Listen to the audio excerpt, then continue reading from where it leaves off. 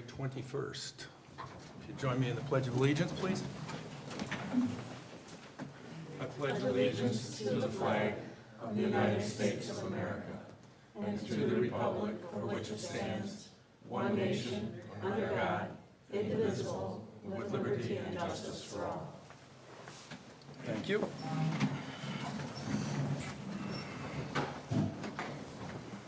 Well, why don't we start with a roll call? How about that, Amy? Chairman Dan Wolfel. Here. Supervisor Jeannie Vogel. Here. Supervisor Derek Daniel. Here. Supervisor Linda Waite. Here. Supervisor Mark Hain. Here. Oh, we're all here. We will pass the baton to you to introduce yourself, please. Carrie Nellis, Town of Sevastopol. Right now, it's on Sevastopol. Clay Nellis, Sevastopol. All right. Jim Benchies, Sturgeon Bay, Sevastopol. Greg Coulter, Stark County Soil and Water Conservation Department. All right. Jim Gibson, South Lake Road. Kathy Gibson, South Lake Road. Chris Rainier, De Pere, Wisconsin. John Smith, Town of Jacksonport, but I also have a home in Sevastopol. Congratulations. On Clark's Lake. He's out of Town of Sevastopol. All right. Mary Ellen Hain, Mandy Road. And our two videographers. Derek Demise, Town of Sevastopol.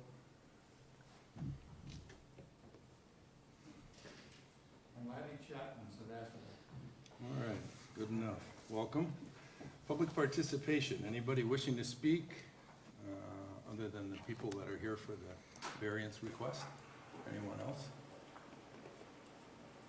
All right, in which case we will move on.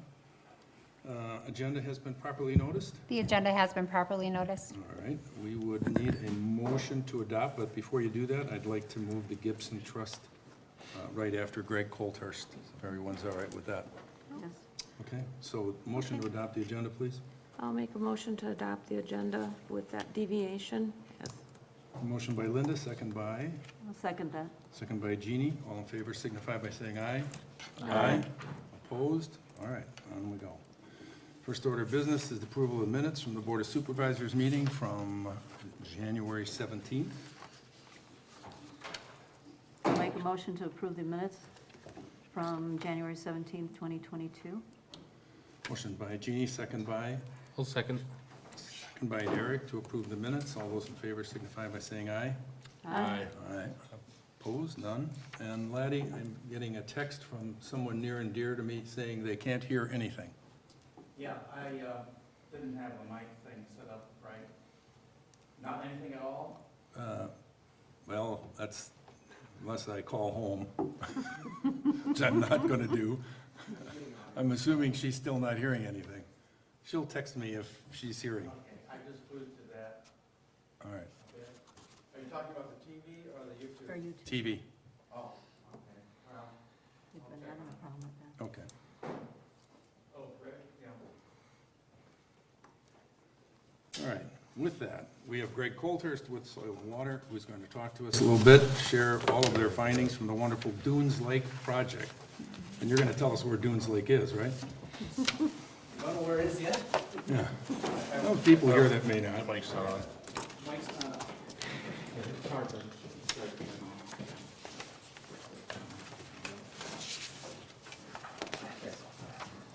How's that?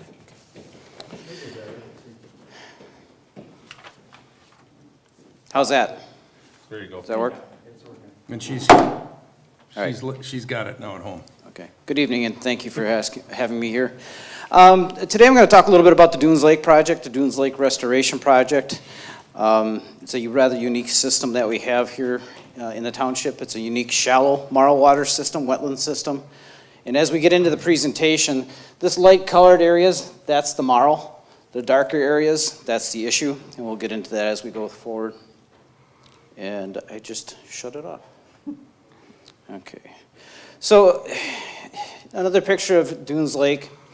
It's connected to the Lake Michigan Shivering Sands coastal wetland area. And you might ask, well, why is that important? Well, it's habitat for some endangered and threatened species, the Caspian tern, great egret, and osprey. Some of the rare species that are out there is the Heinz emerald dragonfly, black tern, least bittern, American bittern, American white pelican, American black duck, king rail, and northern harrier. There are many, many, many other birds and species that are out there as well that, you know, has this habitat as home. So when did this start? Why was it a concern? So the gentleman here in the one canoe is Mike Grimm from the Nature Conservancy, and he was leading a Festival of Nature tour back in 2005. He came to our office the next day and said, "Hey guys, have you been down to Geisel Creek or Dunes Lake lately?" And what he noticed is these large mats of algae and floating mats of duckweed and sort, but this is something that he hadn't seen in previous years to this degree. So over the last 4 decades, the photo up in the upper left here is back in 1974. And these circles kind of indicate where we really started seeing some of the other issues that were developing within the lake. So if you look at this photo, you can really see these white marl areas. This inner area is a little bit deeper. But keep an eye on this corner where the mouth of the river is and where these circles are as to how many cattails are forming. This point here is about an acre. So over 4 decades, we gained just an acre of cattails at the mouth. The other problem with this cattail ring, as we refer to this, is that it started to trap the water. So that inner bay started holding the nutrients in and holding those plant materials that were floating downstream. So as those plant materials decayed, they deposited, and we had an organic-y, mucky deposit. That's the primary sedimentation that we're talking about here, not sand, silt, or clays. So in 2013, every 2 weeks during the spring and summer, I was out there sampling the water, and I was taking pictures as we went. And in the spring, there's not a lot of vegetation there, but by June 12th, I went in there and there's this great big algae mat.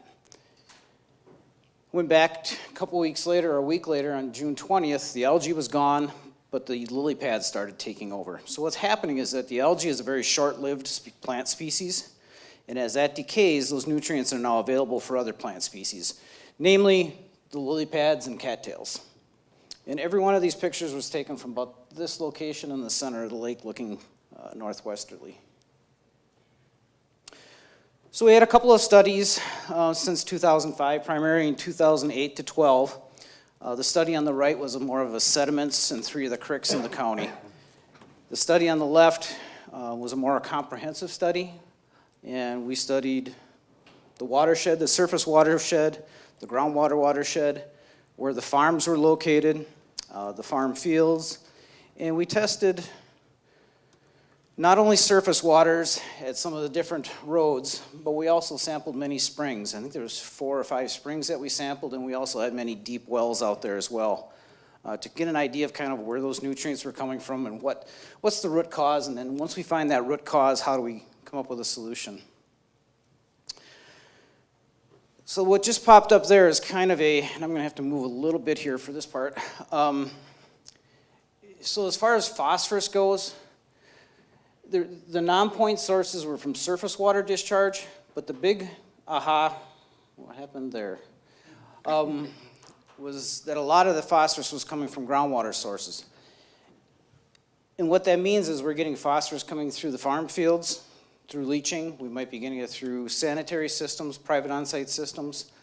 But we also looked at the pond discharges for the Sevastopol Sanitary District, and that was about 23%. Non-point 77, and the discharge from the sanitary district about 23. Nitrogen was much different as far as the ratio goes. The vast majority of it came from groundwater, and only about 1% of it came from the pond discharge. And we'll get into what some of those nutrients are later as to some of the importance.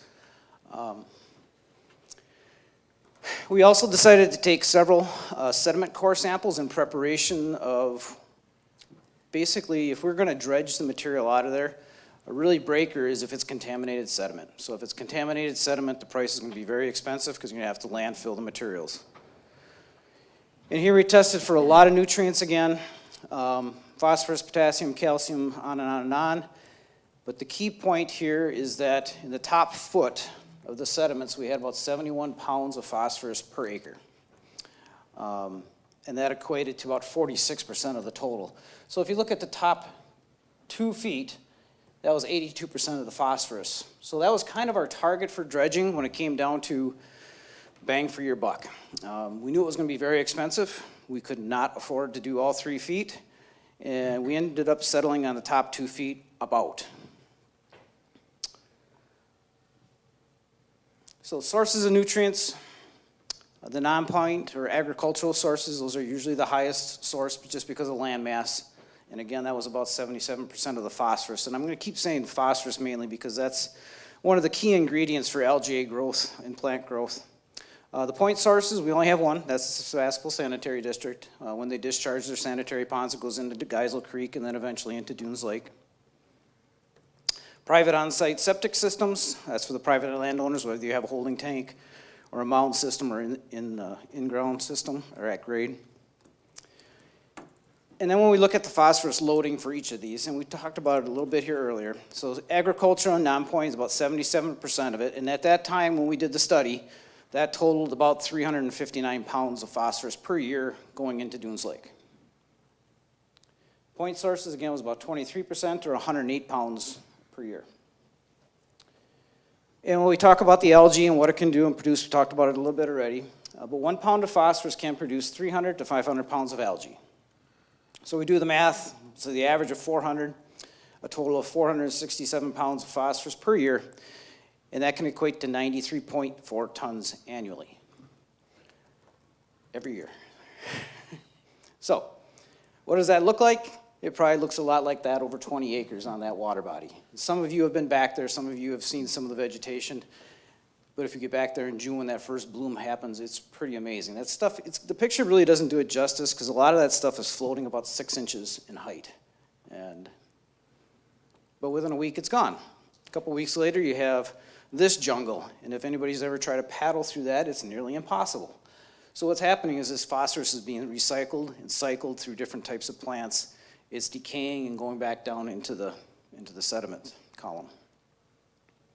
So, solutions. Address all agricultural cropland in sites. That's completed and it's ongoing.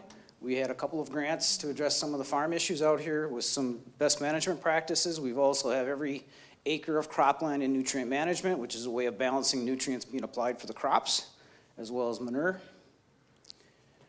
Private sanitary inspections, that was completed. Every site was brought up to compliance if it wasn't, and of course that's an ongoing as well. The WPDS permit updates for Sevastopol Sanitary District, that's currently ongoing. It's being extended in another year. But we've also worked with the district back several years ago, just with everybody in the district as far as that goes, as far as reducing phosphorus at the schools or in households. This last spring, we helped assist with dredging of those ponds to get some of those sediments out of there because they were having issues with weeds plugging up the pipe during discharge, so we got that field applied in accordance to a nutrient management plan. But again, when I say still an issue, I want to make it clear, there's still phosphorus being discharged legally according to the permit. So we have been continually trying to do things to get that cleaned up to something that's more than what's required. One of those things were a feasibility study that we did on the school property adjacent to it, and it was kind of a passive system to further clean that water before discharge and lower the phosphorus level. The other way of doing it would be to add alum to the system at their own cost, and that could also reduce the phosphorus discharge prior to going into Geisel Creek. But again, that's something we're still working on. So removing the legacy phosphorus via hydraulic dredging of the accumulated organic sediments, we completed that in November last year. So that was a big month of dredging in 2016. So you can see it was kind of a grassy meadow, a slight decline down into those ponds if anybody's been down in there. This is from the same direction looking towards the west. And basically the water is going to be pumped in over here from the lake. It's going to settle out as it goes up. It's got to rise up over this little berm here, around this berm I should say, and then goes into another pond before it's discharged back into the system. This is the hydraulic dredge that arrived on site, and I was out there with Greg Meisner, and we're really kind of curious how they were going to take that thing off because we didn't know if they were going to pull it off. There's no ramp on the trailer, but it was quite simple. They just lifted up the hydraulic arms and drove the truck out from underneath it. And then they dragged it back with a bulldozer. Once they got near the water, the hydraulic arms basically crawled like a very slow ant to get back into the water and start dredging. The piping that they used, each joint took 25 minutes to weld together. And what they did is they used a skid steer where they could to pull the pipe after each section was welded together, or they pushed it, and to get through the trees, they had individuals with ropes holding the end, and they would say, go ahead and push, and they would steer it through the trees until they got in there. So this entire project was new to me. It was new to our office, probably new to everybody here, but it was quite the eye-opener. So here's the pipe going in for the pilot dredge, again for the first 2 acres. And all this stuff is from the first 2 acres of the pilot. That's operating right there. This is the head of the dredge. Here's the teeth, and then the pumping apparatuses that go into the pipe. It's kind of neat watching this stuff in a video where you just see all the plants, lily pads disappearing under the water. On top there's a bunch of root masses. That's actually a root mass or a tuber from the lily pads. They were floating all over out there. So it was kind of a bit of an issue, but the next day the winds blew out of the southwest, blew all that stuff right to the dredge, and they were able to chop it up and bring it in. So here's the dewatering basin again. This is after they chopped up the roots. It was near the end of the project, of the pilot project. This is one of the, I can't remember if this is the machine that adds surfactant or coagulant to the discharge water. And the reason they're doing that is because this dewatering basin was so small, they wanted that sediment to settle out as quick as possible. So they added two chemicals, a surfactant and a coagulant. They added it right to the pump or the pipe as it was coming into the dewatering basin. So behind the gentleman there, Mark, is the lake's back about half a mile. And this is a test site. So as we're dewatering this, they have to test the sediments to show water going back in is clean. And this is just an example of the chemicals working. So basically he took it right out of the tap, out of the pipe before it goes into the basin. And you can see it's pretty dark. It looks like manure. It doesn't smell like it, but that's what it looked like. Within seconds, you can see that all that flocculant settled out. And here you can kind of see the color of the dredge materials coming out. And again, this is a little harder to see, but right about here, there's a transition line where you can see the water was clearing up very dramatically and very quickly. We only had to do this for the pilot dredge because the secondary water basin for the second phase was closer to 5 acres, I think it was. And Laddie, this is where I need your help. This is the video this is the discharge pipe going back into Dunes Lake. So part of it was we didn't want to fill wetlands with the discharge water. It had to be very clear, very free of sediments. And this is what it looked like going right back in. So go ahead if you're ready. Whoop. Nope. On the bottom, you got to hover on the picture, and there should be a video bar that pops up. So you can see you can see the cattails underneath the water as it's coming out. There was some audio to that, but don't have it now. There's audio. No, there is. Well, there is. It's just running water. Yeah, just we'll run the tap a little bit here for you. If you. That's discharge after treatment, Greg? Correct, yes. Just keep that. Yeah, we'll just. So you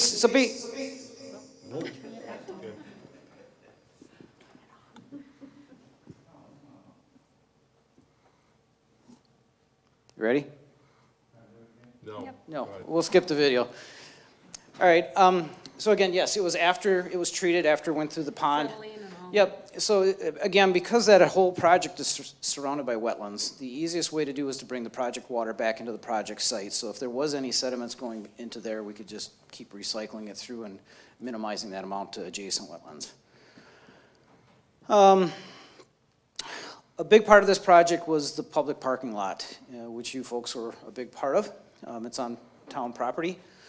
We had to pick a site that was not in a wetland and close to the site. So it's not exactly a boat launch, but it's public access. So this nice little parking lot allows more boats, more kayakers, more canoers to get back in there.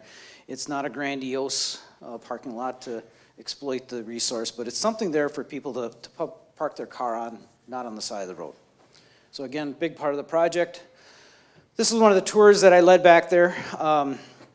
Great Lakes Committee, some funders, some of the Lake Michigan Association folks, but these are some of the people that I deal with on a day-to-day basis for projects like this. So they all want to come back now that the project's done. A lot of these people that have funded the projects want to see it again too. But again, this is a sign there at the entrance to the parking lot. It kind of explains the project as well. Okay, so this is a 2017 drone photo by the Peterson Construction Company. They're the ones that did the work. This is the west bay of Dunes Lake, which again, you can see that marl color. The pilot dredge is up here, and this is where the dredge had come in from up here.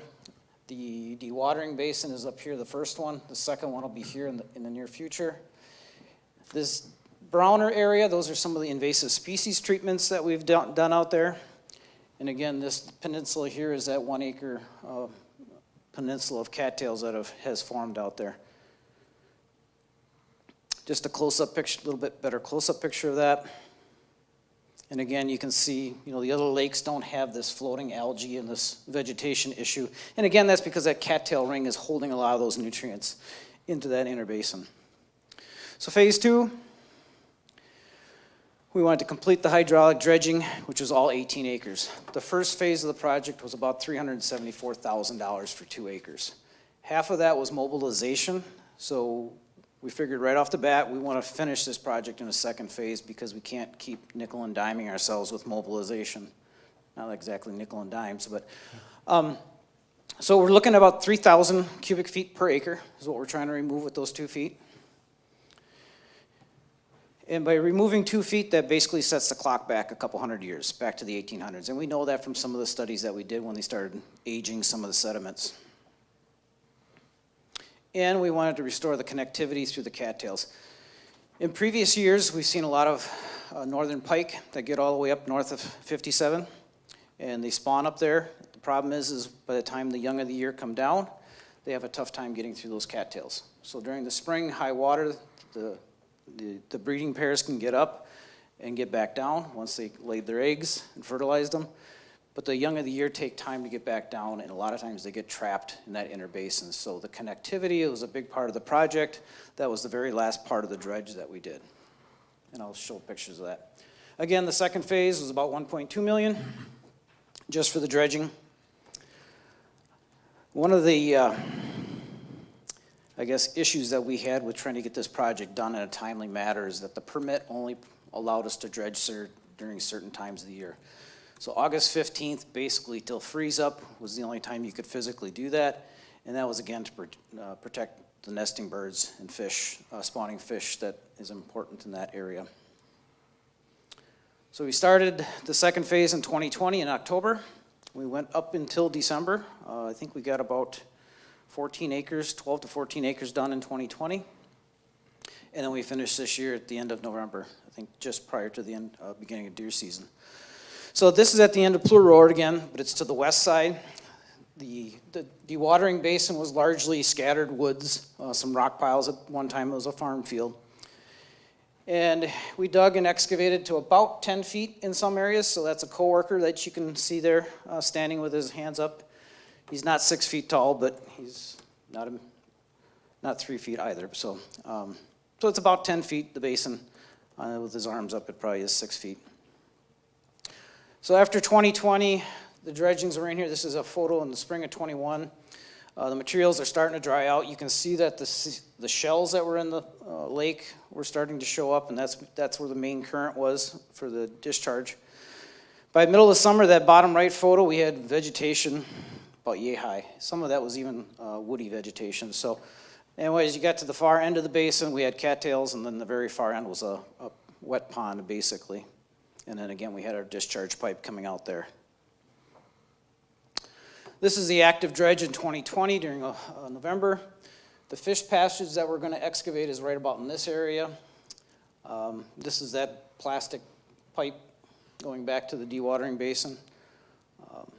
And then these tracks that you can see were the areas that we did some cattail treatment again, or Phragmites treatments. So we had a couple of different projects going on at the same time. Where was Geisel Creek coming in on that picture?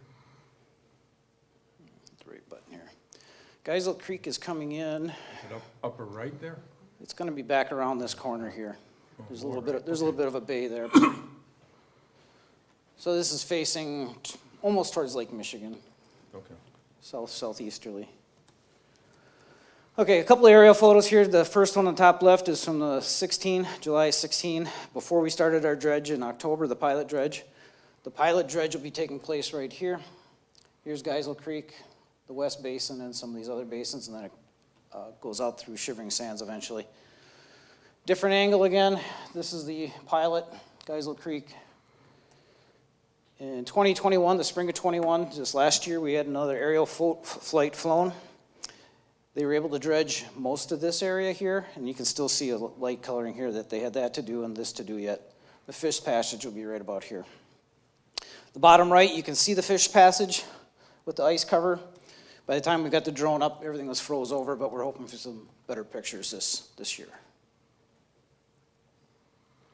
So funding and partners, there's a long list here.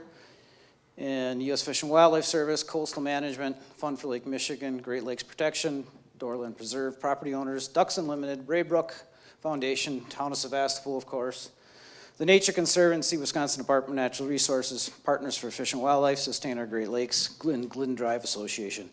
There's also dozens of individuals, but we're not going to go over that or list them at this point in time. So, any further questions? 24-22, we need to put a calendar reminder to pay for dredging. I hope not. Well, you said you moved the clock back 200 years from now. Maybe not. Huh? Well, yeah, I mean, it's part of this effort of reducing the nutrients. I mean, if we didn't reduce the nutrients from the beginning, we'd never get to the dredging. So God help us if we got to go back in 50 years. Well, I know the job that you did, because just trying to get in there with a kayak was almost impossible. And certain times of the year, there wasn't enough water to float you. You were stuck in it. You would get to the mouth of the river, and that's about as far as you got. Yep. So I plan on going back there this year, doing a lot of monitoring, seeing where we're at. We'll probably be monitoring it for some time. We're not done with the vegetation management, the cattails and everything like that. So things are ongoing, but yes, the big lift is done. Yeah. Well, great job. So, Thank you. thank you. Anyone else have any questions? Was it polluted? You said you were gonna see if it was polluted, that had to go into landfill or not. Did you find out that it was polluted to the point where it needs to go into landfill? No, it was relatively clean material. So yeah, we ended up sending those samples to the DNR. They analyzed it and they basically asked, is it clean or isn't it? So there's different levels of contamination as well. So it all depends on, that analysis. But for some project, if you have contaminated fill, the price tag is going to go up. Yeah. So. But then would that indicate that it wasn't necessarily from runoff from farmers, that it was more of a natural thing that just happens? Well, we found plenty of phosphorus, so that's the one thing. We were mainly worried about heavy metals, other kind of chemicals. But yeah, once you start getting into some of these heavy metals, mercury, lead, some of those things can add. Some pesticide residues you can end up finding too, but we didn't find that. I think you actually tested it could be used as a fertilizer, the material that came out of the bottom. Yeah, we did some tests as far as, germination of plants. And Right. the amount of organic matter in there, I think, was over 20%. Silicates were over 20%. I think we used some for a topsoil amendment when we worked on the town land. Yeah. And there's many things that we can do with that stuff. We can barter with it to shape things. We can use it for other projects. But if we were to sell the material, we have to pay the DNR some fee for that because it came out of a state lake bed. So. They do the same thing when you dredge a boat ramp. They want money for the sand. Yeah. If you sell it, yes. Yeah, so. Go ahead. You were kind enough to give myself and Amy, we took our kayaks in there, and it really is beautiful and quiet back in there. So do you have plans then for a next phase in another area? And funding and made application, or is there? Have you gone as far as you wish to go at this point? Yeah, the dredging, as yeah, dredging. the dredging is complete.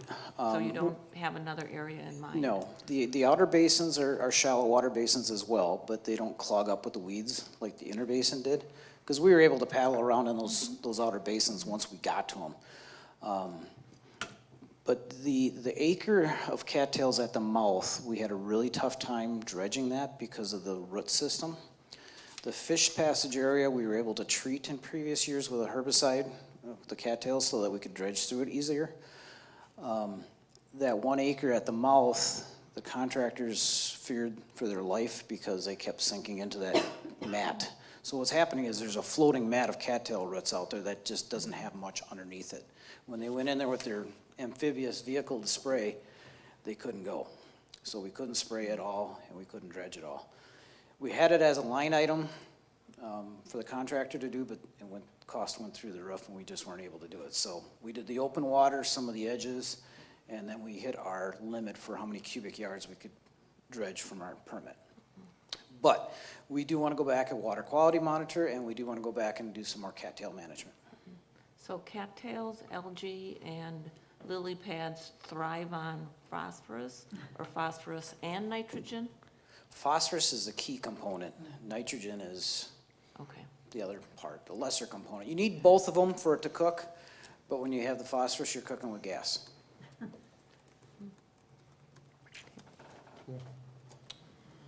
Cool. Anything else? Otherwise, thank you, Greg, appreciate it. Thank you. Thank you. We will be out there this summer. All right. Stepping back into our agenda here, we're going to, as I said earlier, move up the request for variance for the Gibson Trust. So we'll go to that portion of the agenda, and I will give that over to Ms. Wade. Okay, the Plan Commission met on Tuesday, February 15th to address this matter, and Attorney Smith and the Gibsons made a very comprehensive presentation, very well done. All of the information was at our fingertips there. So we heard that again on the 15th. Attorney Smith made his presentation, and the Gibsons and also Chris Reiner from the architectural firm spoke on behalf of the application for a variance. And after some discussion and our questions being answered, it was the recommendation, a unanimous recommendation of the Plan Commission to favorably support this request and pass that recommendation along to the town board. The reasons for our determination was that the variance request was not inconsistent with other structures in the area. It was also bringing into compliance the floodplain ordinance, which would be raising the grade. We felt that there were architectural drawings included, and we felt that those structures were attractive from both the water and the street views. And it was in line with other fairly new structures in the neighborhood, along with placement on the lot. They were using mitigation, so that was favorable to gain some points on colors and also buffer situations. They also included a vegetation and landscape plan that would help preserve and stabilize the shoreland. Actually, the setbacks that the variance setbacks that they are requesting are even more favorable than the existing location of the buildings from both the water side and the street side. They also indicated that they would be replacing their holding tank as a proactive situation there. And it was noted that the plans would have an even less impervious surface than the existing buildings, from 3,800 down to 3,500. It also met the shoreland setbacks as designated by the county and averaging in neighboring properties. There's not a lot of traffic on South Lake Drive, so as far as safety with being closer to the road, that was not a concern. It's a dead-end street with a cul-de-sac at the end. Okay. And I think that was about it. Again, Attorney Smith went through his addendum as to why he felt there were unique property situations, unnecessary hardship, and that there was no harm to the public. And I think that about covers it. I see Mr. Zettel is here. He's on our Plan Commission. I don't know if he had anything to add. Any comment? Yeah. Not necessary, but if you, no? Okay. The Gibsons also indicated that they will eventually move up here year-round, so. Would Attorney Smith care to add anything to the case? Obviously, our board has all of the particulars that you presented, but I was fortunate enough to sit through the Plan Commission meeting, so I'm aware of your presentation, but others are not. Perhaps you might want to recap any salient points. If not, you're welcome to not do that as well. Yeah, no, I think it's pretty well set forth, and as Linda just recited a summary of what was presented and the reasons that the variance should be supported, probably speak for themselves. Okay. But if you have questions, I can try to answer. Anyone from the board have any questions with respect to this? Come on, we can't let it go this easily. It was very comprehensive. I myself did not care for the color of the house. In the black and white photos? Well, you weren't supposed to mention that. Oh, okay. Since I have no idea what the color was. Okay. Hearing no questions from anyone, the next step would be a motion. I would be most pleased to make a motion that the town board recommend to the County Board of Adjustment their support for this variance request as outlined in the information presented to us. Okay, we have a motion by Linda and a second by Mark to support the variance request to the county coming from our town. Anyone have any other comments? If not, all those in favor signify by saying aye.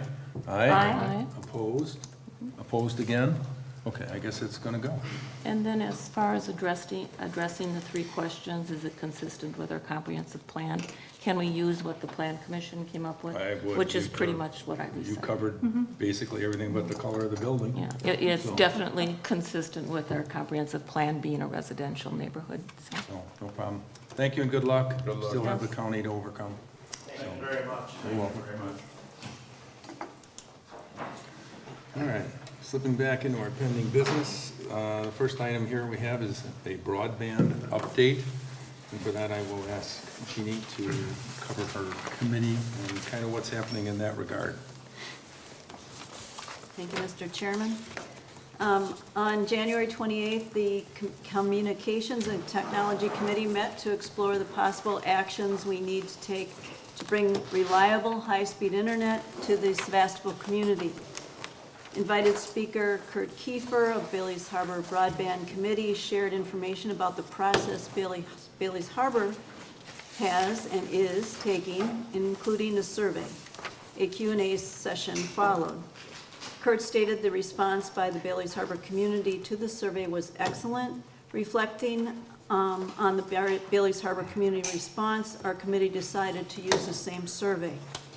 The survey consists of 12 questions, including a speed test. It will take just 5 minutes of your time, 5 minutes. Thanks to our clerk Amy's efforts, the survey is ready to be mailed to all households and businesses this week. It is also posted on our website. If you go to www.townofsevastopol.com, just scroll down the page and click on the link. The information you provide is critical in our efforts to bring reliable, high-speed internet to the community. We are better when we work together, so please respond to the survey as soon as you are able. Thank you.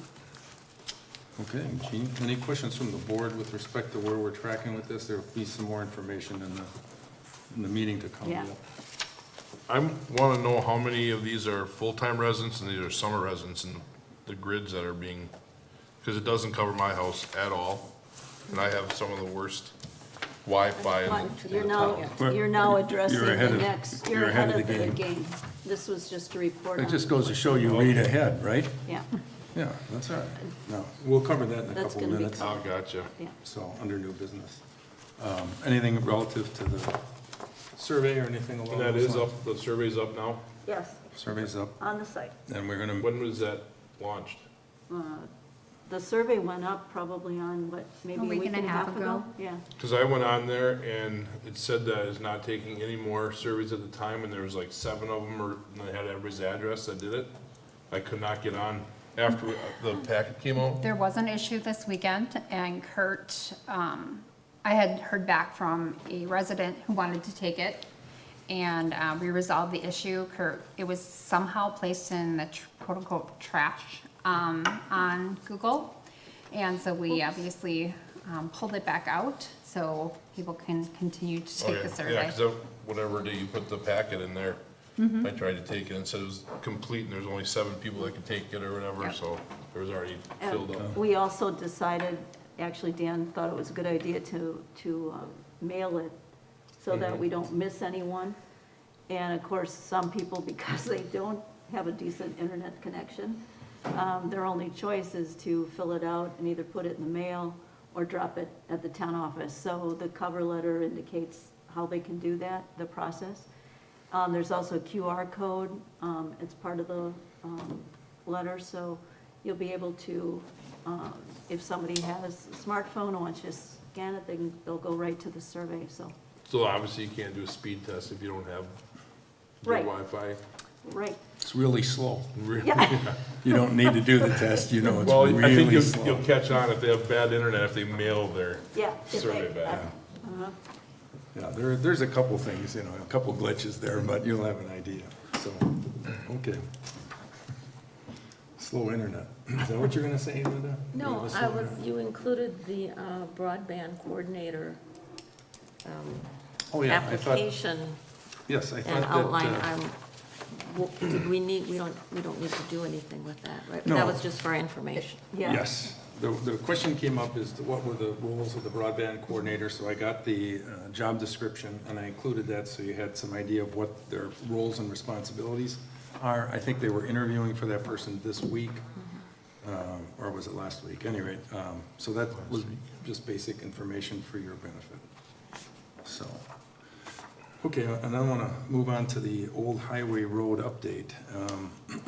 And this is, this next little bit of information is really a follow-on to our conversation that we had with the DOT a couple of weeks back with respect to how to provide safe access off of the corridor from the Mill Supper Club down to Culver's, or actually up to the roundabout. And we had that come up as a result of a request from Zabel Monuments to be able to access their property, which is just south of the Lobenstein-Thielens buildings. And we had to do some research with respect to that, and that led to the conversation with the DOT, who told the Zabels that they were not going to be able to access the highway off of Old Highway Road, that although it is a horse and buggy trail, for lack of something better, it is not accessible by DOT standards. So after our meeting, I just recommunicated that with the Zabels, who have their request for a variance, zoning variance on hold.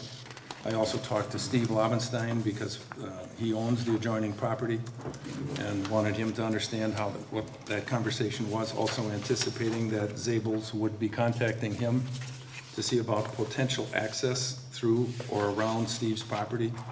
And they were going to make a connection. I do not know the output of that conversation. We are, at the same time, still doing some research on Old Highway Road. We found surveys going back to 1922, and there's a variety of different surveys. We're trying to define when the state converted that road from an active road to where the current 4257 resides today. And that's going to be a work in progress because those documents are very difficult to get our hands on. We're still researching it. Zabels, during this period of time, they have pursued or I shouldn't say pursued, they've given us some options for consideration.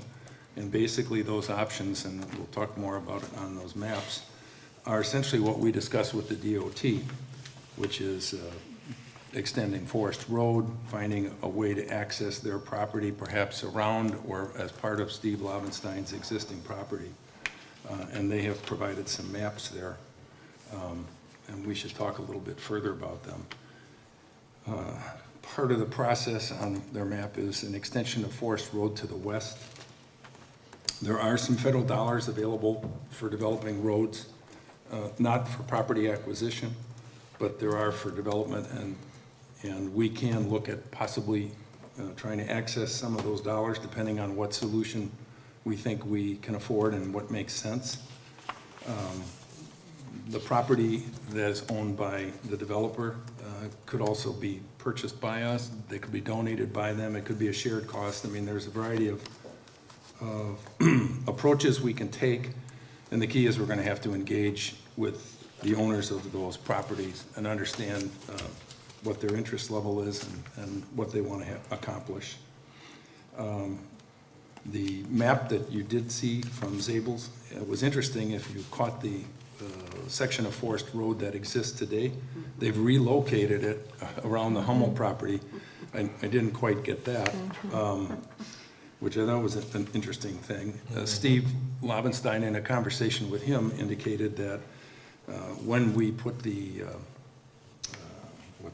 kiosk, the byway, Door County Byway kiosk, that Leo had a conversation with him back then that he wanted to straighten Forest Road, so it came in perpendicular, and that's why the kiosk was positioned as far into Steve's land as it was at the time. So that potentially could be another workaround. The thing that you do need to know, and I think it came up on our call, and that is Steve has documented access to his property across from Grandma Tommy's with the DOT. So he's got documentation that allows him to put a road in across from Grandma Tommy's. But in doing so, he has to take out the 2 access roads that he has today for Teelands. So yes, it's good news, I mean, in terms of where he's going, but it's going to require some development on his part to maintain access to the existing Teelands property, as well as anything he might do with the property he owns across the street from Grandma Tommy's. So we will engage with him as well as Zabel's to try and understand what's workable. And you see that the 2 maps, and the other one swerves and comes perpendicular to the highway, the second map, in which order you have them in. So we'll use those in conversations. You should be thinking about what makes sense for that. Obviously, the section owned by the old Muscat property is still up in the air because of the DNR holes on the concern about pollution. So we don't know who owns that, and we know the property to the south of the Hummel house is up for sale, so we will probably engage that individual as well, because the DOT believes that anything that's accessed on that section should come off of Forest Road. So didn't you tell me, Amy, that he has a 10-acre parcel that he's already sold off? Did you tell me that? Chad has a 10-acre parcel right East? behind Hummel's property Okay. that, yep, he sectioned off and he already has sold it. I signed the papers for him to sell Okay. it. So. And was that, do you have any clue what that property was destined to become? No, I believe he wanted to put some sort of house there. He already asked for a driveway permit, so. Okay. So that'll be an interesting conversation with the DOT as well. Anyway, enough of that for the moment. The last item that has come up on multiple conversations with people in our town and on the DOT was Gordon Road. Were there any plans to do anything with Gordon Road because of the access problems coming out of Culver's, the gas station down there? And as we had discussed prior, there was nothing on the DOT's radar for the next 3 to 5 years to do anything at that intersection. They make decisions based on accident rates, and at this point in time, there's not enough problem there for them to justify making a change. However, I did have a conversation with Thad Ash, who is the highway commissioner for Door County, and he is going to put that intersection on the Highway Safety Committee agenda for March. And he also feels that we need to try and make some change happen down there, and he believes that using some federal funds, that we might be able to change the timeline. And as we all know, this section of highways to be repaved in 2023. So potentially, we could maybe influence that, either move that project ahead or behind, but he's gonna take a look at it and get back to us. And it'll be on their March agenda. And the federal funds that he was talking to me about said basically 80% of that project could be paid using federal funds. And if we make it a right-hand turn only, which is really the one that makes the most sense and the least expensive, it shouldn't be a major effort. And you would think any land acquisition to support an island, you probably get the people from Culver's and the gas station to give it to you just to get the traffic pattern out of their way, so to speak. So, anyway, that's everything up to today with respect to this. I have told Zables that this will not come back to the board probably till April in terms of our decision, so you all need to give some thought as to what you think makes sense, and we'll put together a meeting in April to discuss what options. We'll maybe have some more information from everybody involved and figure out where we think we want to go with this. So did I hear you? Go ahead. I'm sorry. So did I hear you correctly when you said that Thad felt that there was a way of actually getting the state to postpone the possible resurfacing or scheduled resurfacing of the highway? Yeah, In because order to accommodate this, when the fellow we were talking to, well, it hasn't been bid yet. So even though they've got the plans and they've got all the necessary information to bid it, it hasn't been. And it doesn't make sense, and this is Thad's take, I don't disagree with it, it doesn't make sense for them to come along and repave that whole thing, and then a year later, rip it all up to potentially put it in. And usually the biggest issue with the state is, like everyone else, it's money. So if he thinks the opportunity with the infrastructure grants that are out there exists, and we could get 80% of it paid for, and maybe we have to kick some in, maybe the county does, you'd think the state could handle adding whatever needs to be added to that intersection to force that. good to know, because it sounded to me like it was a closed door. Well, it is. Everything with the state's a closed door. Eventually, with a little bit of help from maybe a state assemblyman or senator or somebody, there might be a nudge. You never know. But anyway, that's the effort. So, Linda? We had briefly discussed this at the Plan Commission meeting too, and we looked at the overhead maps that were provided when we had our telephone conference with the DOT. I think we need to look at the big picture here. So I'll say on the west side of the 4257 corridor, from Gordon all the way up to the mill, we only have, I think there's 4 property owners right now. And, you know, we talked about the extension of Forest Road, making that an intersection. Right. And having, I'll say, a frontage road, although it would be back from the highway. And there again, property owners, they need to have some skin in the game on that too. If they want their business to succeed, whatever's gonna happen with those vacant parcels, they should think about, you know, contributing something, and perhaps the town eventually takes it over or whatever. But they need to have some skin in the game too. But another concern, at least of my concern, is looking on the east side of the 4257 corridor. All right, you've got 1, 2, 3, 4, 5, 6, at least a half a dozen property owners. So when you start developing one side of the highway, are those across the street going to say, hey, look what you did for them with a frontage road? You know, are you going to do the same thing on our side of the road? So again, we need to look at the big picture of what is going to happen with this corridor. So, No, I on agree. both sides of the highway. That's why I said we would have to Yeah. engage Chad or whoever, goes in there.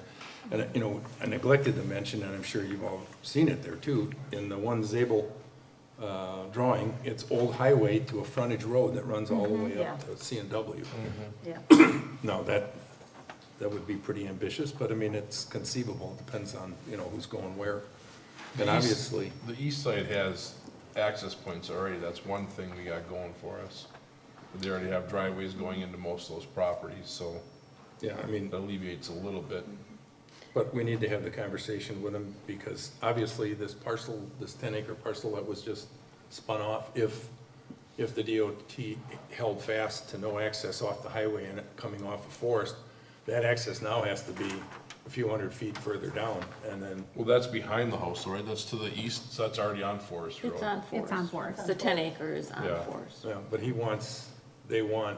the DOT wants access to that parcel off Oh, of I see, Forest. come down. So yeah. instead of it being, in theory, it could have been right behind the barn, storage building. Yeah. Now he's got a 10-acre parcel there that could, could make that, and maybe not, because the house could come down too, you just don't know.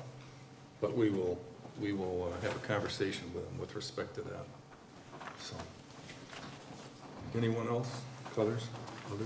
So are we just kind of putting a hold on this until we see what the county might do with Gordon and what may or may not happen with extending Forest, or? Well, I'm hopeful that maybe something happens with Muscat, so they could settle the ownership that, question right. there. Yeah, that's not- Because that plays into this. At the same time, we have the property that Chad owns adjacent to that private driveway. So I'm hoping that, maybe in a little bit of time here, some of the dust settles and we can get the right people in the room and not start down one path and then have something else. Right. And Zabels are looking to try and acquire a temporary access to their property. So if they're able to work that out with Steve, that'll take some of the focused need off of doing this right away. So hopefully, that's the theory at any rate. So.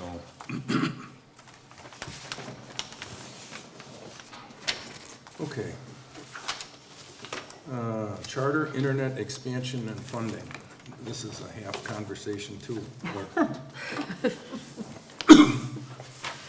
So, what happened here? So as you all know, Charter services some of our community. Basically the lake shore and the bay shore, and a little bit of pieces in between, depending on where you live. You might have it, you might not. And as you know, all of this money that's been thrown out there, well, it's gotten some people's attention, and Charter was one of the first ones that said, you've got our attention. And they came and approached the county, I'm gonna guess it was 30 days ago, I don't know the answer. And they said to the county, they're interested in expanding Charter's internet into 4 communities, Nassawapi, Town of Sturgeon Bay, Sevastopol, and Gardner. And Union, I believe, no, Claybanks. Claybanks, I'm sorry, I say Gardner, it's Claybanks. It's Claybanks. Thank you. And so what they did is they set up a conference call with us a couple weeks back, and they invited the chairmans and their respective committee people, or chairs, to a conference call with 2 people from Charter to discuss this and to tell us what was up. And basically, the message was, we're gonna expand. This is a costly venture based on the communities that we're working with. It's around $4 million. We want to apply for a grant that's gonna be eligible. It has to be in by March 17th for God knows when, sometime probably summer, before they'll get a decision back. That's a, PSC grant. PSC grant. They anticipated this to cost around $4 million. They anticipated that Charter, as a company, would put about half of that up. And they gave each of the towns an area, as I look up at you, this is gonna be an interesting conversation. They gave each of us a map of the areas in our community that they were going to expand. And it was essentially right around your house. An area around the Mill Supper Club, and it entailed 54 homes, which, if you looked at the map, it was really a hodgepodge. And their belief was that they were going to expand somewhere near where they had an existing fiber cable. What surprised Jeannie and I on the call was that for years, the people around Clark Lake have been trying to get internet access, and Charter has been one of the people that we've approached and never had any interest.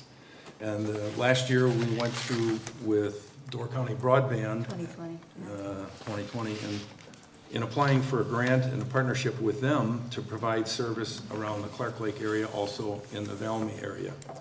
And they applied for that grant and they were not successful. So we did not invest those dollars, and people in Clark Lake still have slow internet. So on the call with these people, I asked the question, why wouldn't they consider Clark Lake? Because the density is high, the need has been there, and it's been expressed on multiple occasions. And the gist of the conversation was that not only were they close to their own cable, their terminal for their fiber is just a mile outside of Jacksonport, which puts it maybe 2 miles to Clark Lake, if that. So we must have struck a chord, because they came back to us, and it appears that in addition to the area around the mill and down Matthew Road and that general area, they're going to encompass the Clark Lake project. And the west half of Clark Lake belongs to the, roughly right, the west half of the lake belongs to the town, and the east side of the lake, the northeast side, belongs to Jacksonport. So when you take a look at the maps, and I think you all have those maps, the division is pretty equal. And the number of seats in our town, potential seats, would jump from 55 to, I believe, 248 or 250. So, 253. yeah, 253. So it makes sense for them from a density perspective. It's close to their fiber terminal, you know, where all of the electronics are, you know, and their shop is. So at this point in time, we're expecting them to say, yes, we're going to include that. Now, the offset to that is Nassawapi also had an area that they wanted to include, and they have to then come back to the county and the town and tell us this is no longer a $4 million project, it's a $5 million project, whatever that might be. We thought we'd have that before tonight's meeting, given the timeline that we're on, but we don't. So we're just anticipating that they're going to say yes to the entire expansion in our community, that it's going to be more money, and they're going to put their half up. So where's all this go? The gist of it is the way these grants are graded, the more cooperation, the more skin you have in the game, the more positive things you can put on your side of the balance sheet, the better the chances are that the PSC will grant you the funding for your project. So I've communicated with the other chairs from the other towns and tried to get them to a position that we all should agree to approach this equally, and that we should all agree to pay, or to offer to pay, X amount of dollars per Point. point, Address. per address, per address. I don't know the number of addresses in all the other communities. Nassawapi had quite a few, Claybanks had very few. But the idea was that they would use some of their ARPA funds towards this project. In the meantime, the county and its coordinator and all the efforts there realize the importance of this, and the fact that I think frankly, it's a good deal for the towns, because someone's going to pay half of the cost that we never would pay to begin with. The county is going to step forward, and they're going to give the towns a $25 per person per address for their effort towards internet. So as I understand it, and again, this is a work in progress, they are going to take our population as they see it of, I think, 2,100. You've got the chart here. 2157. 2157. And they're going to fund us at the rate of $25 per seat towards internet expansion. Now, we're not going to pay we're not going to hand out all of that $53,000. We're not going to hand out $53,000 to Charter for 250 seats. Right. What you would do is use some appropriate amount based on the number of seats that you expect to get. So the way Charter is looking at this is they'll have the 4 or 5 towns together, united. They'll have a contribution from the county, visa us. They'll have a contribution from the town. They'll have all the positive support that they can gather, and they will go to the PSC and say, okay, we've got a $5 million project that's gonna address 500 people, whatever that number is.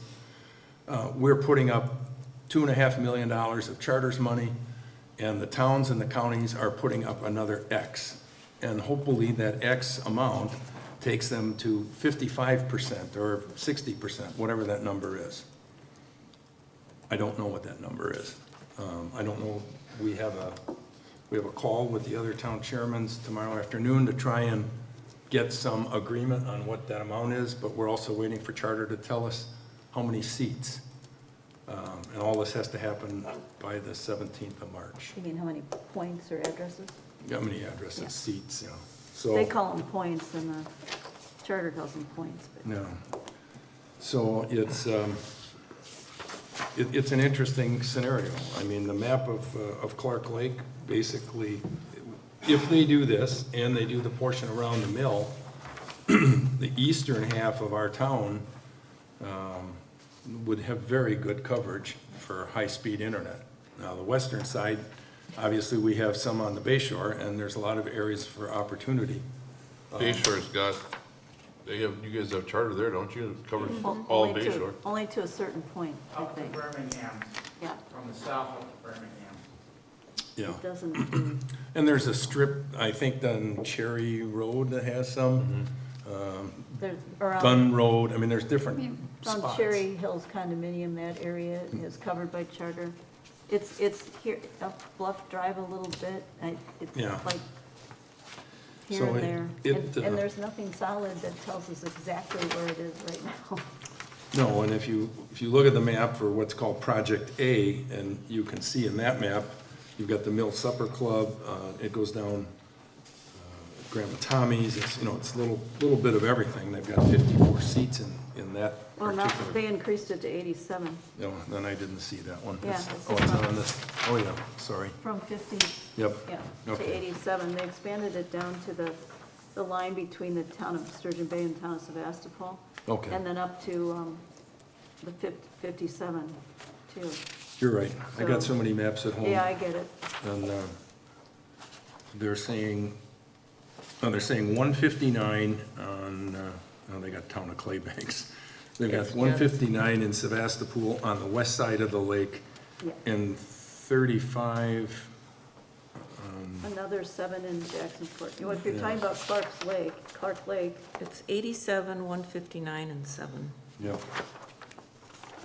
So I've talked to Randy, who wasn't in on that conversation initially, and I think his people are saying he should support it as well. It's pretty much, to my way of thinking, a no-brainer. Yes, they're gonna get half of their infrastructure costs paid for out of federal funds. Why wouldn't you wanna do it? And the alternative for us to try and tackle that individually would certainly be a lot more than any amount of money that we'd kick in, or could kick in, unless we went to the bank and borrowed millions, so. My previous question comes back up is how many of these are permanent residents and how many of these are part-time residents, summer residents? we don't know that. You know, can we find that out? I mean, this, like I say, I'm not on this, half this, like the interior, we're worrying about Jacksonport or Clark Lake and, Well, let me- there's summer residents. I'd love to have our people that are here year-round be able to have broadband. They're only gonna build, Mark, off, at least initially, where they have some place they think that they can tap. Well, I can Tap in. go drive right down the intersection from my house and it runs up County P both ways. Yeah. And you have And it to, doesn't come you to have my to house. remember what they originally put on the table was only 50-some points or resident, or Well, the reason why it's so high addresses is 'cause it's- in the first approach, and with Dan and my conversation with them, you know, that's how Clark Lake, because they're right there, it made sense to ask them, are you thinking about possibly expanding there? And then, of course, they even went back and expanded the area, the location A area from 50-some points to 87 points. So, There's another piece. This is just the this is the first grant cycle. We didn't even expect to be part of this first grant cycle because we really, we're just getting rolling with the survey, frankly, so we weren't talking yet about partnering with a internet service provider at this point. So, this only happened because Charter approached the county, who then, approached the towns that they were looking to expand in, so, Do you think Starlink has anything to do with them charter saying we better get going on this? no, I think it's all about Yeah. the dollars that are out there for. On the dollars that Broadband. charter's gonna make because they're gonna be the broadband? Well, no, you've got two other things in here, and I've got a piece of paper somewhere in this pile, but I can't find it. There are two other things that are happening in the county. One is T-Mobile, which, is opening up a shop on Egg Harbor Road, and are gonna be putting up 2 towers to support 5G in the area, one in Egg Harbor. And the other one is Cellcom's announcement that they will be bringing 5G to Door County, probably this US summer. Cellular or Cellcom? Cellcom, sorry. No, I Cellcom. thought you said US Cellular originally. It's Cellcom. It's Cellcom, okay. And US Cellular is also talking about doing it, but Cellcom has announced it, T-Mobile has announced it. So you're gonna have some coverage in the community, and, who knows where that is, but high speed, and depending on the implementation of 5G, you're talking 50 megabit per second on up speeds, which in some situations will absolutely compete with fiber in terms of throughput. So I think the other side of the coin is Charter saying this technology is there. They know in these communities that they have high-speed internet that competes with what they have. So here they have an opportunity to expand for 50% of what it would normally cost them, and it's an opportunity they want to take advantage of. My hope would be that once we get over hurdle A and they step forward, then they would come back and say, we still have areas in our community that we can maybe build off of, to your point, off of this section or that section, and expand into those project areas. But in the meantime, if they do this, and you have Cellcom and T-Mobile with 5G coming, we might be able to impact a lot of people in our community through high speed, even though it's not necessarily fiber to home in all situations. So, at any rate. Well, I have So, one. go ahead.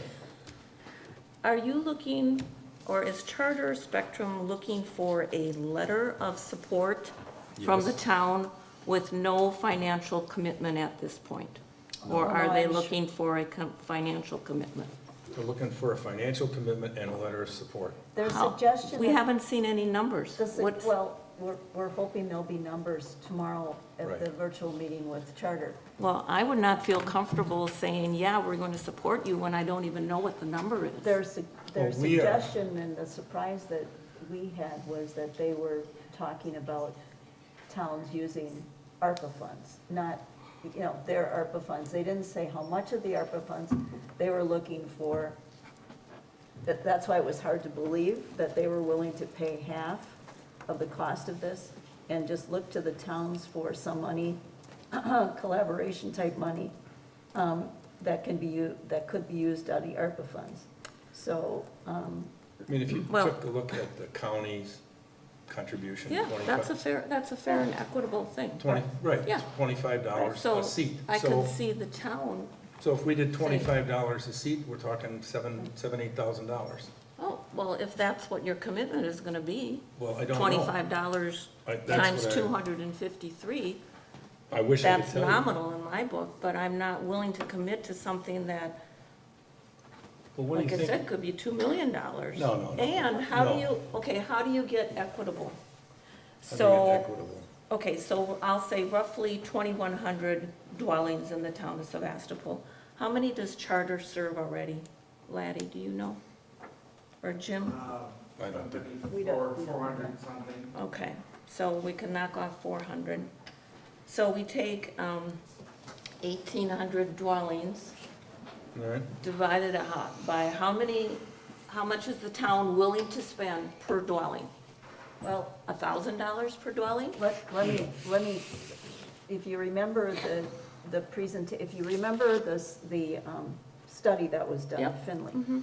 And it pointed out that what a town Yep, should I got it expect right to, here. what a town should expect to do is having to pay, as Bailey's Harbor is committing to. Right. It looks like, they're committing to $5.25 million to expand high-speed internet to their entire town. Yep. They hope, they are intending that half of that will come back in the way of grants. Yeah.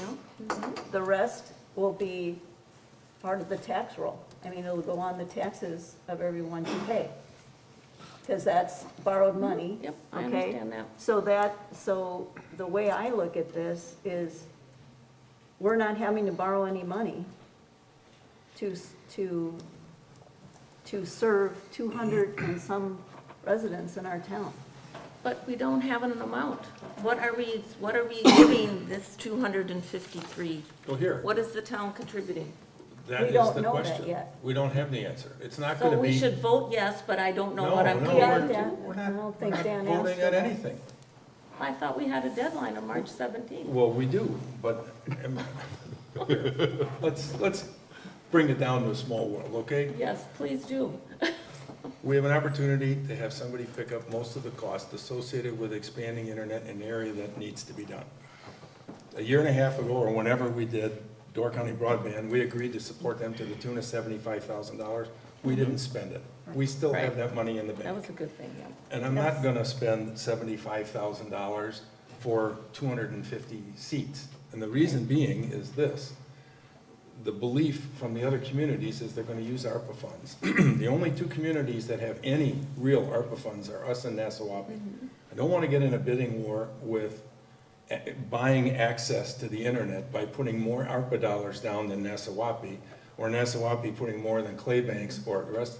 So the talk track that I have had with them, and I got 3 out of 4 to agree, and I think I have 4 out of 4 to agree, is that we should all put forth the same amount, so that we're not in competition for one another, so that we go forward as a joint group with a number. Now, what that number is, I don't know, but given that Sturgeon Bay, I think one of them got, the most he got was 44 grand.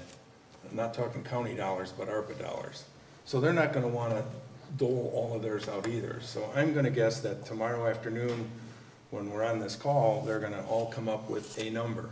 What it is, I don't know, $50, $25?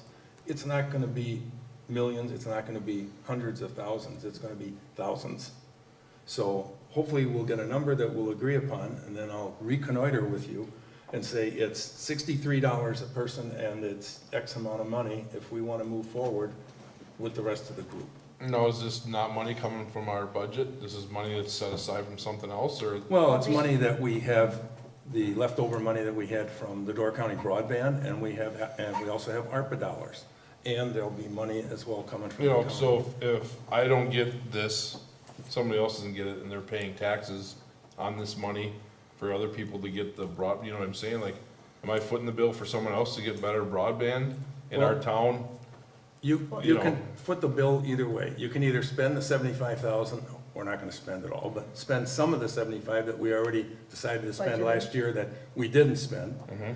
But if you think that makes you feel bad because you're spending tax dollars, then we'll spend the 75,000 or some component out of ARPA. Well, that's what which I'm is- saying, that's what I'd rather do. Yeah, I Spend the mean, ARPA funds so that it's not taxpayers paying for it when Charter's not dumb. The reason why they're doing this, they're Absolutely. getting half paid for it, and they're greasing their own pockets. Well, sure they are. I mean, it's absolute, but there is no alternative for us without committing substantially more money to try and achieve the same thing. Because if we take the approach of Bailey's Harbor and say, fine, forget charter, we're gonna do this on our own. If it costs charter $5 million, it's gonna cost us $5 million to do this as well. Or, well, not 5, but whatever. So that means we have to go borrow that money to attempt to do that. And So- again, this is the first grant cycle. There'll be another grant cycle in the fall. So if this works out with charter, maybe charter will approach us again for the second grant cycle. And again, if we can work out a situation, I'm not necessarily a fan of charter. I don't care if it's, Blue Sky, whatever their name is. If it's gonna provide high-speed internet to the premises of the home, that's what I care about. And so and that's what I care about for our community. So the whole goal here is to supply that to everyone who can in the community. So this is a start. And so, you know, if, there are other ISPs, internet service providers out there, and Bailey's Harbor chose Ensight. I think Liberty Grove's going with Ensight. The Island's going with Ensight, which is They're done. Cell The island's Phone. already all done. Right, so those things are happening, just to make sure that we weren't putting ourselves in some kind of corner by partnering with Charter on this particular thing. I did call the person that I talked to at Ensight, and I said, if we, you know, decide to do this, and we, you know, at some point decide we want to expand, of course, for the rest, would you still be interested in working with the town of Sevastopol? And the answer was yes.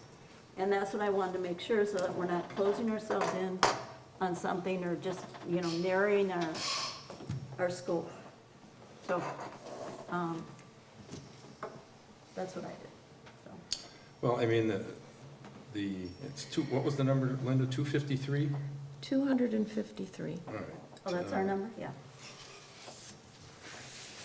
So if we put double what the county did, and I have no idea, I'm just throwing that out. If we put double what the county did, we're talking $12,600. That's a far cry from even the 75 that we were looking to do and not have as big an impact with Right. Door County Broadband.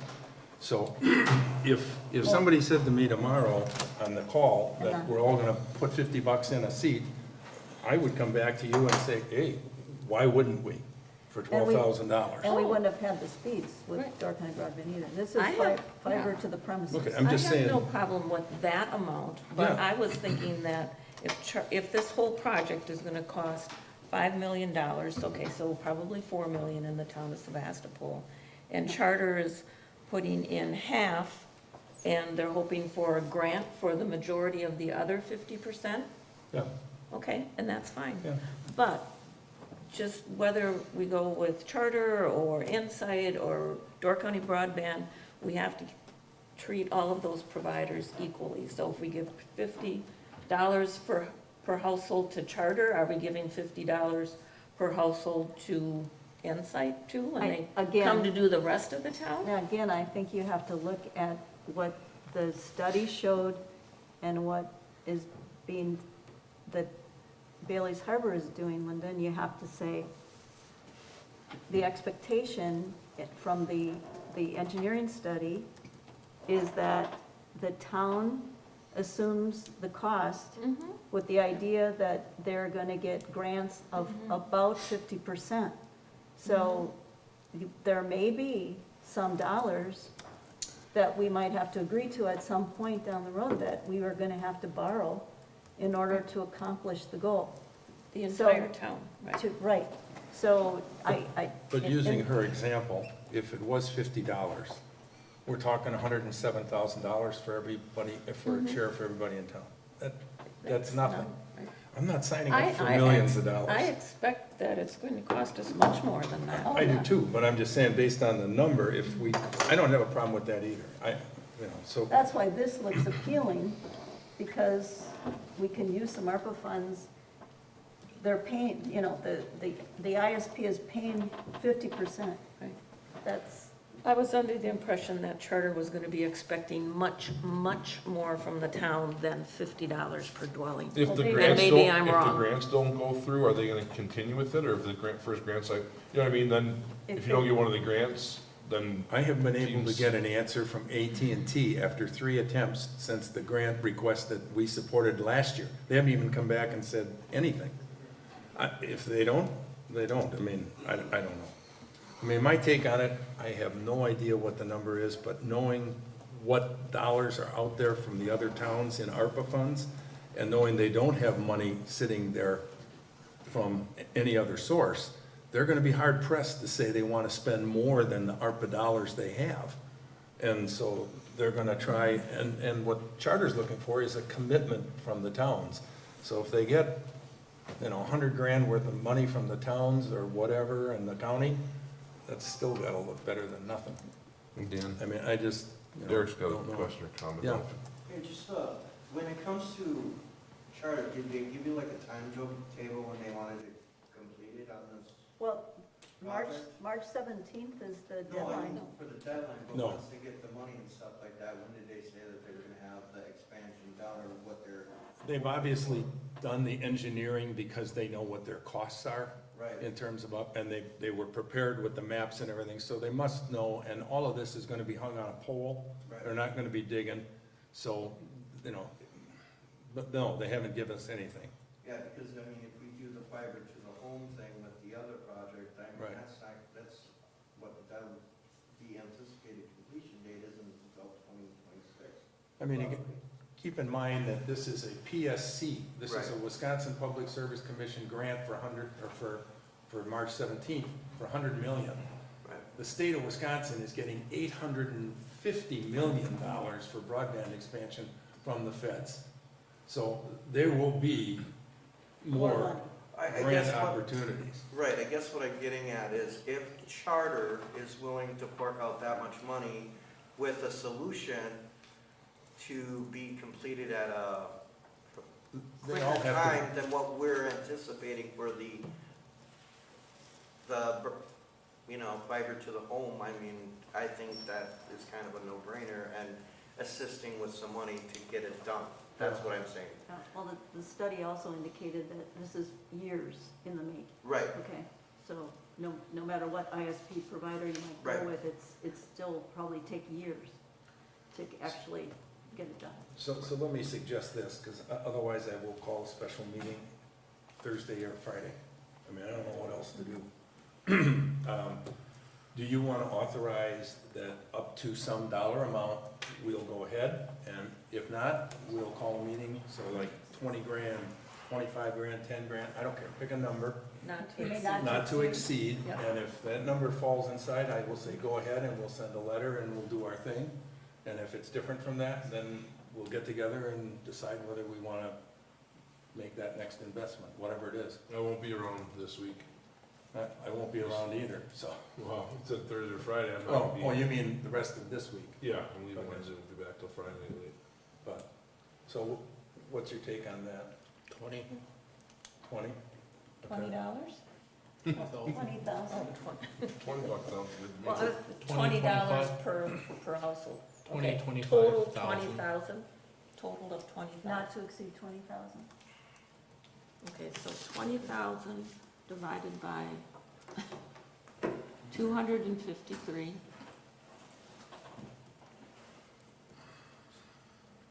$79 per dwelling, or per household, or whatever, So, $80 per 80 household. bucks. Curious. I have a question. Can the people in those households pay for it instead of? Oh, you're gonna pay. It would be better that we paid for our service than everybody else paying for a service we're getting. No, you will pay as a subscriber, you pay. Yeah. So, But um, the initial, like, if we wanna get into it, can we, I'm sure they'll be glad to take donations.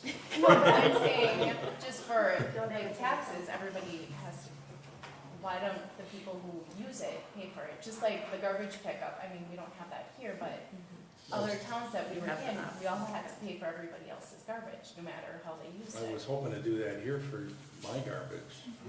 are you willing to shell out No, $13,000 so that? The opportunity for us to do those kinds of things are too far removed for what we want to do today. Okay. So, I mean, it's just not And feasible. especially when we use the ARPA funds, they're taxed, they're not from the taxpayers. Hugh? Another source of ARPA funds is the school districts have money for broadband for ARPA. I mean, you've got, with these 4 communities, you've got Southern Door, Sturgeon Bay, and Sevastopol school districts. Are those guys putting some skin in the game? They don't get any ARPA funds, not that I'm aware of. But, yeah, I mean, if the world were perfect, we would come back and ask the school to be a player. Yeah. And that might be, It Go ahead. can be done. I believe they're all served with high speed already. Right. yeah, the school districts. But the point is, the families aren't. Family. That's The families are, but the That's schools, the yeah. skin in the game, Yeah. Right. that might also be another source relative relative to Right. getting help, Jean, with the survey, is engages Yeah, the school, but that might be a Right. way to close the loop. yeah, I'll call the Because I would assume superintendent. schools are probably the high priority, make sure we get the kids. Well, when Kurt, and I think it was this presentation that I heard it in, Kurt Kiefer did talk about how there are funds that we should be able to request from the school to help with, internet across the community, yeah. And which is something we should pursue. We talked about doing that earlier, and this all came at us too quickly to try and turn it all around. So, okay, so are we in a roughly right agreement, 20,000? Not to If it's exceed. not to exceed, so we'll go with it. If it's up to that amount, it's over, we'll convene and figure it out. And to serve not less than 253 households too. Not 250. less than. I know. Yeah. Do you want that Serve in the a community motion? that they told us. Yeah, it should be. I'm I not think that making a needs to be motion. in a motion. Also, then we get Pardon me? 50 people. I'm not making You a don't motion. have to make the motion. Jeannie, you can make the motion, Okay. or anyone can make it. Okay, I'll give it a shot. I'd like to make a motion that we do a letter of intent to partner with Charter Communications to expand high-speed internet to the home as indicated on the broadband maps supplied through Charter, referencing location A, D, and E maps that cover approximately 253 addresses in the town. That we give, with the letter of intent, we also propose not to exceed, our contribution will not exceed $20,000. Fine. And second? Second. Second, all right, I'm sorry, just back that up here a minute. Motion by Jeannie, second by Derek, thank you. Any other further discussion? All those in favor signify by saying aye. Aye. Opposed? Okay, so hopefully it's $3,200 and we're golden, but we'll figure it out. All right.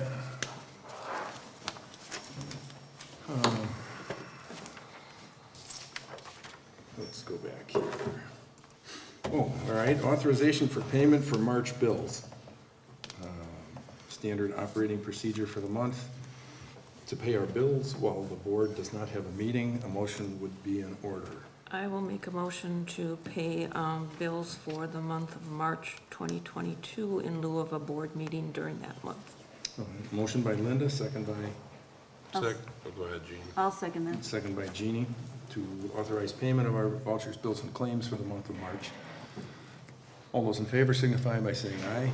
Aye. Opposed? Carried. All right, you can have fun now, Amy. All right, next one is the Kohlberg residence at 4893 Forest Road. If you recall, after we resolved the infamous Muscat property, we identified, we had a list of properties that needed to be addressed. And I'm happy to report, as you see in front of you from the pictures, a before and after picture of a now non-existent mobile home. Wow. So I talked with Mr. Kohlberg and dealt with his issues, and he knew he had a 30-day window, and he went out and took care of it. There is some residue that'll be taken care of when his kids come up and help him this spring. But the good news, we are 3 for 3, and all we've invested is cost of postage or a little legal fee. So we have, I regret to say, we have 3 or 4 more on the list, and we'll take on another one and hopefully see if we're successful. So Mr. Kohlberg is listening. I appreciate what he did in making that trailer disappear. So thank you. Okay. Whitefish Bay parking lot. This was a leftover project from last fall. They didn't get paved because the pavement plant shut down.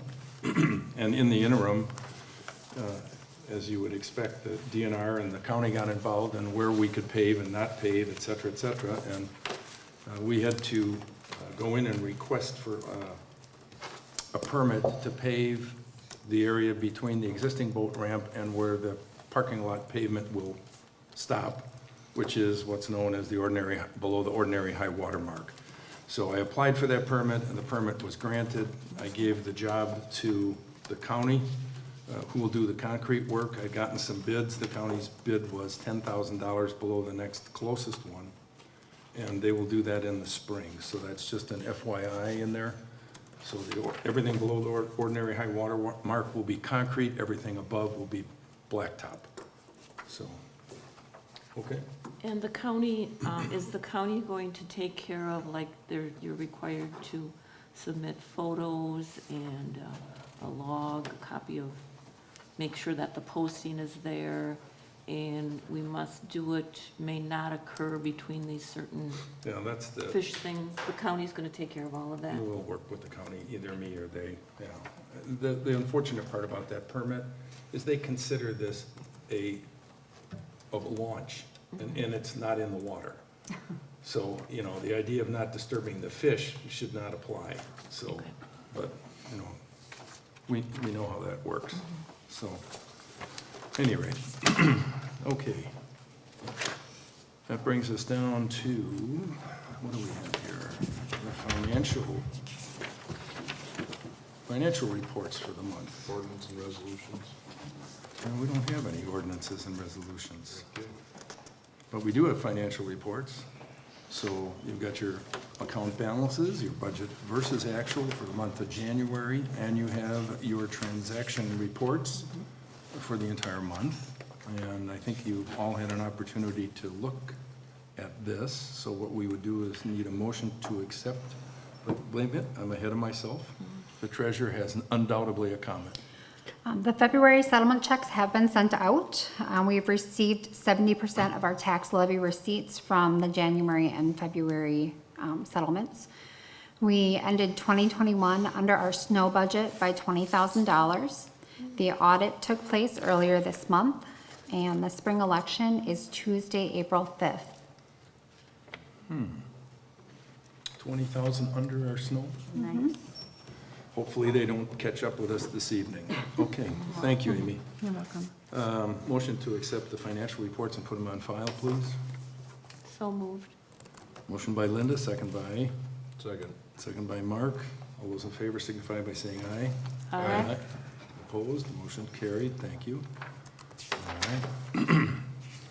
And, now we have to do the approval of the vouchers, claims, and bills for January 18th through February 21st. Everybody have a chance to sign those? Okay, then a motion would be in order. I'll make a motion to approve the vouchers, bills, and claims from January 18th to February 21st. Okay, we have a motion by Derek, second by? Second. Second by Mark. Any further comments? If not, all those in favor signify by saying aye. Aye. Opposed, carried, thank you. Anyone have any oral committee commission reports that they would like to share? I can, of course. The Door County Tourism Zone Commission is they're still trying to hammer out the agreement with Destination Door County as far as destination's budget and distribution of funds and et cetera. So we're working on that. We have a meeting tomorrow morning again. The Destination Door County, the tourism breakfast is Tuesday, May 3rd. I'm guessing it's probably going to be at Stone Harbor, so watch for an invite on that. There's also, and we've touched on this once before, there's an incentive out there to keep dollars local, and a for instance would be to book directly with the innkeeper or the lodging provider. So you can still list on Airbnb and VRBO, et cetera, but if you book directly with the innkeeper, there's talk of maybe remitting back a $20 gift certificate to the patron, to the guest, for booking direct. Here's $20. to spend in Door County, such as Destination Door County. So instead of, giving that commission to Airbnb or the other booking agencies, keep it local. So just an incentive there. The tourism zone I had requested, and Juliana, the administrator, has posted or included links now to the other municipalities that have short-term rental ordinances. Initially, it was only the city of Sturgeon Bay was posted up there. So she has added all links, and also our request to make the requirement for a DAT cap permit a little more visible. So she is addressing some of those. Is she gonna do the DAT cap? Did they agree to that, or is it still on the wish list? Well, my request was to make it more visible, so baby steps. I think a letter would be. Maybe perhaps a letter from the chairman, I'll leave that up to you. A steamingly hot letter from the chairman? Be my guest. Permitting is still Okay. 30 permits, a month, new permits. Let's see, and they're in the process of doing their audit as well, the Tourism Zone Commission. January was 30% higher than previous years, so, the winter months are picking up. And you know that Airbnb, VRBO, all those booking agents are remitting quarterly now, or filing quarterly instead of monthly, so there's gonna be some changes as far as our collecting room tax. And let's see, Destination Sturgeon Bay. Again, winter is really picking up compared to what we used to have, so I guess I don't have too much on the Destination Sturgeon Bay. The destination door, and this ties back to the tennis pickleball courts. I have called her, I have sent John emails, I have sent her emails, trying to get a follow-up answer on the replenishment of the fees. So that if we borrowed for the pickleball courts, Okay. I have not been able to get any answer. I talked to her once, weeks ago, and she assured me she'd get an answer. I've heard nothing. So that project is sitting in limbo because I can't figure out where to go with it until I figure out whether I can get the money or I can't. So if you have a passing conversation with her, feel free to say, where are you at? I mean, Are you talking about Destination Sturgeon Bay? no destination door, if you have Okay. any involvement with, I've called, emailed John or talked to her. We need a new CEO or whatever they, her Yeah, the title new is. CEO, yeah. Of She has- Destination Door Julie County. Gilbert, Yeah. our new director or whatever. Because Oh, she's up, yeah, she lives in Sevastopol, she does? yeah. Maybe a visit. And we did talk about the pickleball courts at Destination Sturgeon Bay and how well, or how much the pickleball players appreciated those courts at Little Lake. Well, And I said, yes, Sevastopol has several pickle court fans, so. but I'm just stuck in limbo with her in terms of getting an answer on how I can pay for it. So it's a work in progress. Nothing else is new, right? I feel like I'm really working for the government. Everything is delayed. Okay, anything else? All right, you also have in your packet the recap from Door County inspections. He continues to be very busy, and now his wife is retired, I saw. So, all right, in the correspondence, Amy touched on this, you have payment for services, timber cutting from the Shranks, and notice of a public hearing. No, this is on the, no, excuse me, this is the notice where it was postponed from Zabel's, sorry. Door County Highway Department, just so you know, this is an updated list. I have changed the direction with the Highway Department. I've asked them to use a little bit of good judgment. Our typical standard is 2 inches. They don't plow us until 2 inches. But if they feel that they're out on the roads doing the county roads, the roads are icy, there's buildup occurring, there's gonna be problems, and they're out there and there's 1.5 to 2 inches, go ahead and do it. Don't wait to turn around and let it get built up. So I said I would give them the latitude to try and see what happens if we feel after the change that they're taking advantage or doing more than they need to be doing, or more than we want to pay for, I can revisit that topic.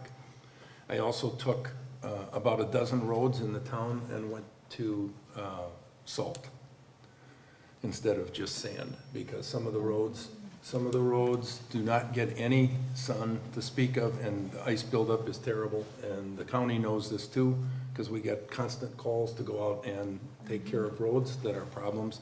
So there's a dozen roads that are on that right now. We'll see how that progresses, kind of go from there. Thought for next year, maybe we should try a couple roads with pre-treatment. Well, they're in the process of trying to spend $500,000 to buy a pre-treatment plant at the county. Yeah, but they still have the brine there now. Yeah, well, they call the brine in from Green Bay, I guess, right now. So, They want to build a salt brining right. facility. But that's a good idea. We could talk about that and see. Dunhill. Yeah, I mean, there are places where it builds up, and according to the conversation I had with Randy, the numbers where they pre-treated, they cut their salt use down by like 30 or 35%. Right. So it works to that effect. Pre-treatment would help with getting the hard pack off, Yeah, yeah, so. good idea. We'll keep that. What's the charge on that? Do they? I don't know. I haven't even questioned it, but A it, quarter of the cost of salt. Yeah. yeah. Yeah, so it may be a viable alternative, but some of the streets, we just get call after call, and, you know, it's the same problem. It's ice covered, and it's not gonna thaw until May. So, anyway, and then, in my absence, our clerk treasurer has agreed to be the focal point, so if there's an issue, she will engage with Randy, okay? You have the records from the fire department, you also have the tourism zone, and last item is the list of permitted short-term rentals through December, right? Yeah, December. And the last one is the Sturgeon Bay Fire Department's report for the month. And that's it. So, we have some announcements. The spring election, as mentioned earlier, is April 5th. Amy will be here from 7 to 8 p.m. to take your votes. The next Board of Supervisors meeting will be April 18th at 7 p.m. And the annual town meeting will occur the next day on April 19th at 6 p.m. So, and we will have at the April meeting a further discussion on the old highway access issues. And hopefully prior to that, we'll have a chance to meet with some of the landowners. Okay. Anything from anyone else? Otherwise, a motion to adjourn would be in order. I'll make that motion to adjourn. Motion by Derek, second by Second. Mark. All those in favor signify by saying aye. Aye. Aye. We are adjourned. Thank you, and good.